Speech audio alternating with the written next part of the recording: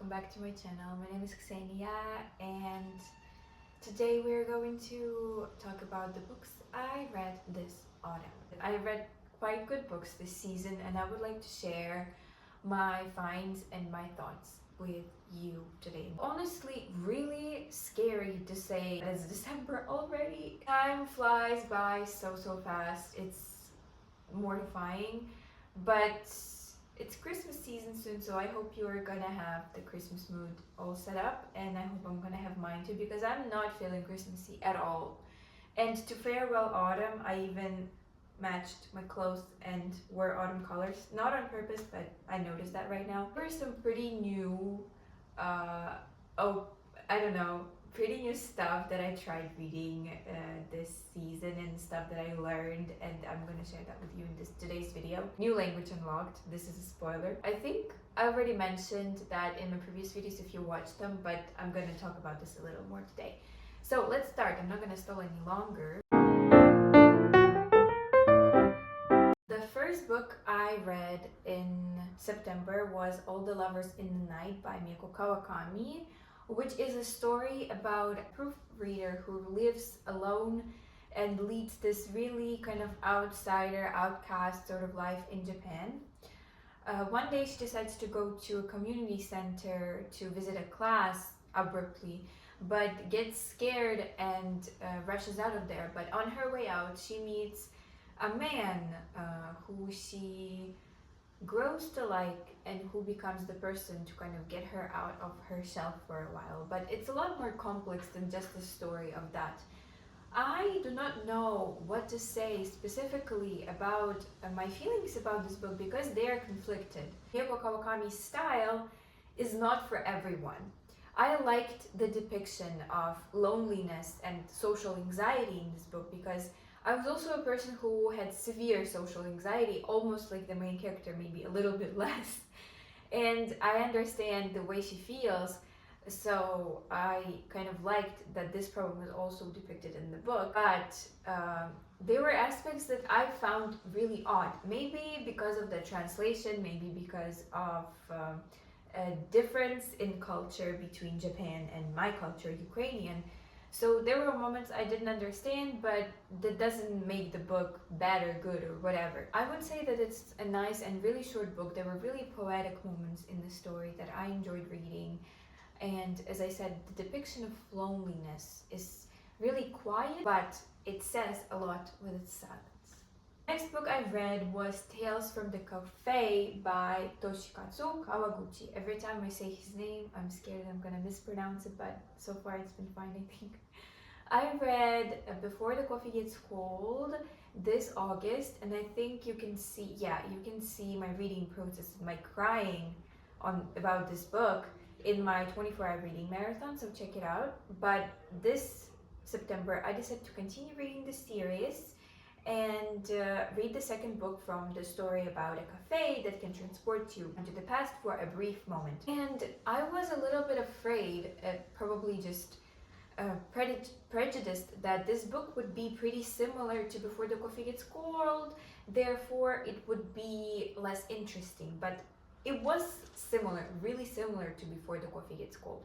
But it had some new aspects to the story, and it was still interesting to read. I still teared up.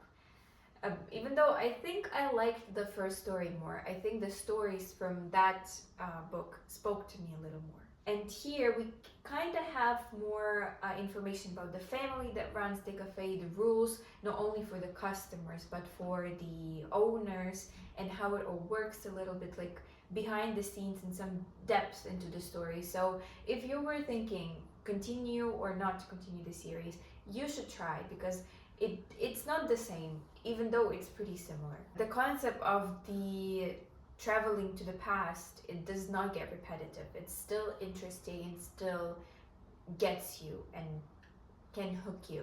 So the next book that lasted in the months of September for me was Cards on the Table by Agatha Christie. I finally got time for Cards on the Table, which is more of a psychological detective novel, where Poirot and 7 other took me so long to count that. and 7 other guests get invited to a dinner party hosted by this really eccentric businessman, I think. The eccentric, important person, Shaitana. In Ukrainian translation, he was Shaitana. Party. The host gets murdered, and as it turns out, 4 people of the party, including Poirot, they were like the detectives of some sort in their own lives. And for other guests, they are kind of murderers. They have really dark secrets. So, as of course, one of the 4 people who are murderers but weren't proven murderers, someone committed the murder there. And mostly the book was really kind of stally. It felt a little boring, but Agatha Christie herself noted in the beginning of the book, she noted that it's gonna be different from other novels and it's gonna be pretty like psychological, and it was. So until the end, even Poirot couldn't figure out what was happening and who was the murderer. It was really hard to get the clues. And I thought it would be predictable, but Agatha Christie got me, of course. I didn't guess the killer. I thought I did, but I didn't. So it was really entertaining in the end. The last kind of 20 pages did it turn around the whole book, and I loved it. So I definitely enjoyed the story. I wouldn't say that it's like so catchy and gripping like other books, but it's still interesting, and I recommend reading every Agatha Christie book because they're phenomenal. Moving on into the month of October, where finally I get to show you one and only paper book I read. I wasn't even doubting if I should kind of try and act like a real book blogger with like paper books by my side while I talk about the books, but you know, I have only one which I read. I have unread books on my TBR, but like physical shelves, but I, for some reason, well, it feels more comfortable to read on my iPad right now. I'm in the mood like this. Oh, the one and only paper book that I read is This City by Valerian Pidmohylny, which is a Ukrainian 20th century classic novel about a village country boy who moves to Kyiv for education, and his story about how the city changed him and how he evolves while living in the city in Kyiv. And I actually filmed a really cool long video about this book, like a retelling, a breakdown that you should definitely watch if you want to find out more about Ukrainian literature, which you should. So I hope that you're going to visit this video too. There are so many annotations in this book. I worked so hard, but not talk about my actual feelings about the story in the retelling, because I don't think this should be the focus of that series. And here in my autumn reading wrap-up, I'm going to talk a little about my feelings. I would say that I did really enjoy the story. The main character is so conflicting and such a red flag that you, even though you kind of sympathize with him sometimes because the troubles he overgoes in the city are really familiar to everybody, even though it's like the 20th century, a lot of problems did not change. I also felt refreshed when reading in my native language, because recently I've been reading a lot in English, like most of the time I read in English, so I finally picked up a book by a Ukrainian author in Ukrainian, and it felt so good. Like the jokes, the metaphors, the writing style of Pidmohylny, it was so good to finally read it like this, and I enjoyed it so much. We are so funny, Ukrainians. I love the jokes, I love the metaphors, I loved everything in the writing. Like the writing aspect of the story is amazing. Pidmohylny writes in this really psychological, metaphorical, literary fiction way, and I really hope that the translation that there is of the city kind of can relay what Pidmohylny was trying to say. I linked the 2 parts of the book that I found accidentally online. It is translated, recently translated. You can find it in the description to my video about the city if you want to read it, which I really hope you will, because you know it's a really great Ukrainian classic, and I think people should read more Ukrainian classics and books overall, Ukrainian literature. So this is why I started my series, books worth learning Ukrainian for. So check it out, please. People are kind of missing out on Ukrainian books. So yeah. Agatha Christie again. I read 2 Agatha Christie books this autumn, but it's kind of her season. Autumn is her season, so I think it was just right to read her books. And it's actually the book that I'm ashamed I haven't read before because it's, I think, one of her most famous books, and then there were none. I read it together with my book club, but I went overboard with this book because it was too difficult, and the people who attended, they watched the movies but they didn't read the book. So I was like, okay, we're not picking classics anymore. It's my first book that I read from Agatha Christie in English, in the original language, and I can admit that for some reason, probably because I started reading Agatha Christie books when I was younger, a lot younger, 12 years old, practically my childhood, and I kind of have this really set routine for reading Agatha Christie. I have this one specific Ukrainian edition which I love, and I want to read Agatha Christie only in this edition. So that's why it was so weird to read Agatha Christie in English, even though it's the original language. But Agatha Christie, I wouldn't say that she is most known for her writing style. She writes great plots, but the writing style wasn't that simple because of the 19th century language. It was just simple without a lot of like metaphors or vivid descriptions. I enjoyed the story, and I can flaunt a little that I did guess the killer almost. Almost is a key word here, because I gave up on my investigation, but around halfway through the book, I started kind of thinking, I was thinking in the right direction, but then I got confused and gave up, so I can't claim that I actually guessed the killer, okay? So, this book, if you don't know about it, it is about 10 strangers who get invited to an island, Soldier Island, and when they arrive, one by one, they start dying, just like in a really old nursery rhyme. Spooky, like really spooky book. I loved it, as I love all Agatha Christie books. I do not know if there will be a book by Agatha Christie that I won't enjoy, because her plot twists are something. So yeah, amazing cinematic ending, loved it. The book I read is called The Rainfall Market by Yeong-Gwang, which is a Korean, it's marketed as adult, but I would insist on saying that it is YA, young adult. It's the story of a girl who hears about this rainfall market, which only opens during the rainfall season in Korea, Changma, which is in the beginning of summer, June, I think. And they are Tokkibi, Korean mythical folklore creatures, can trade your misfortune for a better new life that you choose, picking by orbs. I hope I explained it right, because I understand it, but I don't know if I can relay the plot. So the girl writes a letter and gets invited to go to the rainfall market, and we follow her along as she searches for her one and only perfect Tokkibi orb to change her life for the better. Did I mention that she is really unhappy? Her sister ran away and she's really poor. She has no chance of going to college. So overall, she does need a Tokkibi orb for a better life. I think I did not mention that. This is honestly such a young adult book because the main character is really young, and of course the writing and the sirens. The writing is appropriate, and I think I would recommend it to 13-14-year-olds.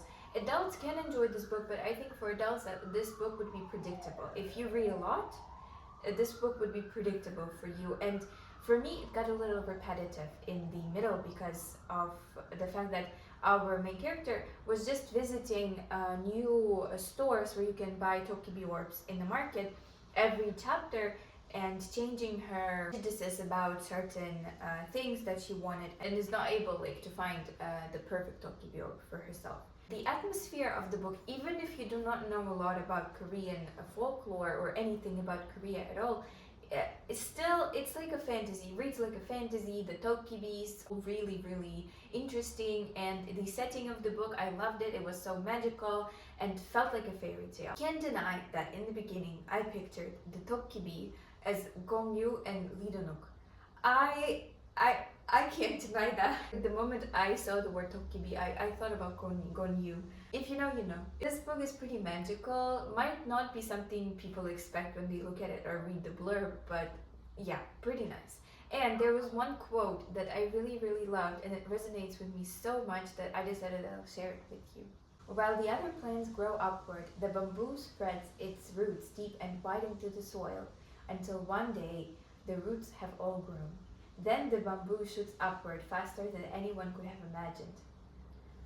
I don't know why exactly, but this quote just resonates with me so much, and I loved it. I smiled when I first read it, and I underlined it. So fine, so good. I loved it. Moving on to November, and the first book, if I can call it a book, it's more of a short story, I read was Valse, Mélancolique by Olha Kobylianska. Another Ukrainian classics, yes.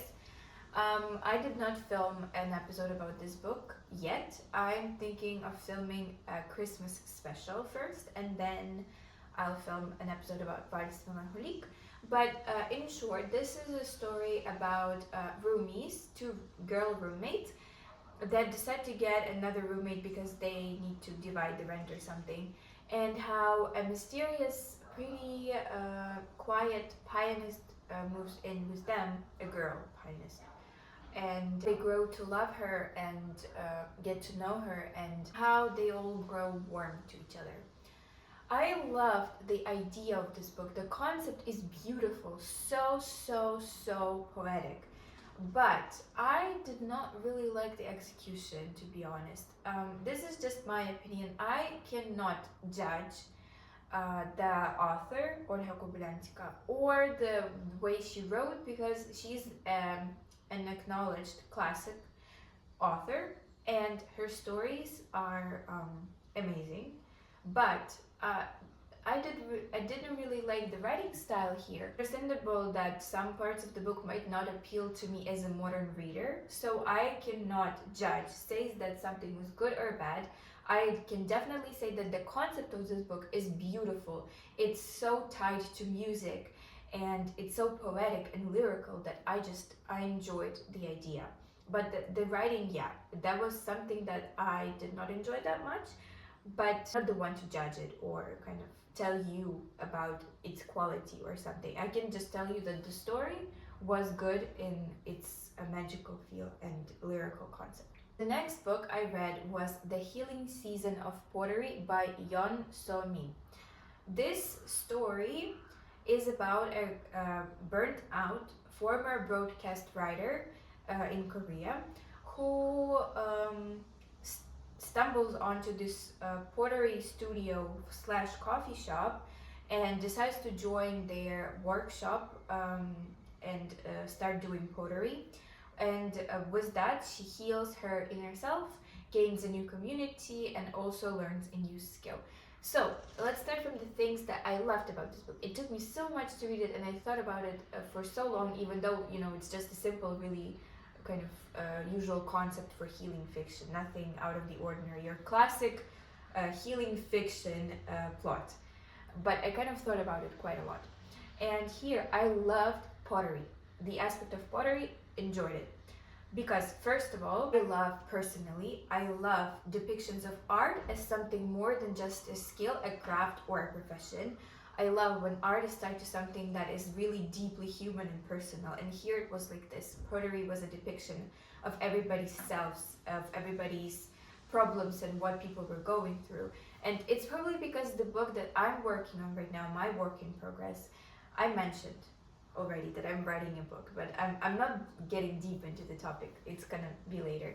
And I'm also writing about art and an artist. And for me, reading about this is like also a professional thing. I'm picking up a lot of things and I'm thinking about how art is depicted. And this book made me really curious about pottery. I tried pottery once on a field trip in 4th grade or 3rd grade. And I mean, it's definitely not my thing because I do not like getting my hands dirty. But this book made me want to kind of try it because it just felt so atmospheric there in that studio. Another aspect I enjoyed pretty much in that story was the ending. for Chunmin, for our main character, because it's so cozy and cute, and I mean I'm kind of jealous of her for having such place and such an option to what she did. I mean, the ending was amazing. Aspect that really I did not like that much, and just bear with me, the translation. So I'm learning Korean right now. This is probably important to the context, and I'm interested in Korean culture. But I know that I can't exactly judge the probably certified translator who has a certificate of proficiency or a degree in Korean. But there were some things that felt really technical and lazy. For me, for example, something that I think is really bad for people who are not accustomed to Korean culture but still decided to pick this book up, the honorifics and job titles and some names were not translated. I don't think that it's appropriate to kind of disregard translation of cultural appropriances, because it doesn't disrespect the culture, it just makes it more accessible for other people to understand it, because there were actual Korean words that were not translated that had a translation, like 선생님, 작가님, 선배님, even hagwon. These are all Korean words that when you don't know Korean, you might not understand it. Yes, I know that it doesn't really change the overall context, and they were like minor words in the story, so people would just brush past them. I couldn't brush past it because I am dealing with the translation stuff since I learned English and started reading books translated from English to Ukrainian and started noticing all of these little things. And now I'm noticing these little things in Korean and in English. This is just something probably really personal for me. So yeah, this is what I wanted to kind of address, that the translation in this book doesn't feel that kind of immersive. The way the word amma was even transcribed is bad. It's not right. The letters were wrong. Yeah, so this is just a personal thing. I hope that for most people it doesn't affect the way they read the book and they enjoy the book anyway, but for me I think it affected the way I felt about this book, and sometimes the storytelling felt a little smeared. Maybe this is the translation, maybe it's not. I don't want to judge, but I wanted to address certain things that just felt a little bit odd for me. Again, just personal opinion. I'm not trying to upset anybody. I'm just trying to kind of speak up about the stuff that I think didn't work well for me. The last book I read in autumn is The Second Chance Convenience Store by Kim Ho-Yeon. So, first I wanted to brag. As you already know, I'm learning Korean and I read this book in Korean completely. Yep, I've been learning Korean for around 8 months, and here I am looking for resources, and I stumbled onto this book with a really, really cool title, The Inconvenience Store. And this title just captivated me. Even though I know that I'm not fluent enough to read actual books, I was just like, to hell with it, I'm starting it. And then I decided I'll find the English translation and try to kind of get it, and I did, but I was really... again, translation, sorry. I was really surprised by the fact that the title of this book, translated to English, came out to be The Second Chance Convenience Store, because it's so different from the original title. It's not the original title at all. I know that it fits thematically, but it's not the original title. The original title was so much more fun. I loved the wordplay of The Inconvenience Store, just, I don't know, for some reason. So yeah, but the story overall was really, really nice. So we read about this homeless man who calls himself Dokgu but can't remember his actual name and life story from alcoholic dementia. One day he finds a purse on the Seoul station where he stays, and returns this purse back to the woman who lost it. And this woman is the boss of a convenience store called Always, and she offers him a position there as the night shift worker, and this way Dokgu, from a homeless man, transforms to a different person. Starting from his shifts in the convenience store, Dokgu starts changing, and both changes the lives of the customers who come to the store and have an encounter with him. So the book first tells us about multiple customers or workers and how they also change because of the convenience store and because of Doku. And in the end, we get to know who Doku was, happened to him, because he reclaims his memory. At first, I thought it would be your just regular healing fiction, nothing special. But after the chapters about Doku, I changed my mind completely. It's a lot deeper than just regular healing fiction for me. I think it has such a twist, not a twist, but it feels a little twisty for me. First, I wasn't that impressed. I was more focused on kind of boosting my Korean reading skills than on understanding the plot. But in the end, I'm gonna admit, I even gave up on reading the last chapters in Korean because they were pretty difficult, and I was really interested in getting to know what actually happened, so I just started reading in English altogether. So I was impressed, really impressed by this book, and by the ending, loved it. One of the best healing fiction books I've read. It's pretty simple in the writing, like really, really simple in the writing, but in the complexity, in the story, in the depth, it's like really good. I recommend it. So I can say I'm done with my reading wrap up. Thank you for watching it till the end and listening to my worries about the books. This video is some love. Subscribe to my channel and like it. And I'm also curious to know, what is your favorite book of autumn 2025 that you read that kind of really, really impressed you this season? Please write it in the comments, and I hope I'll see you in the next videos. So thank you for watching again, and bye bye.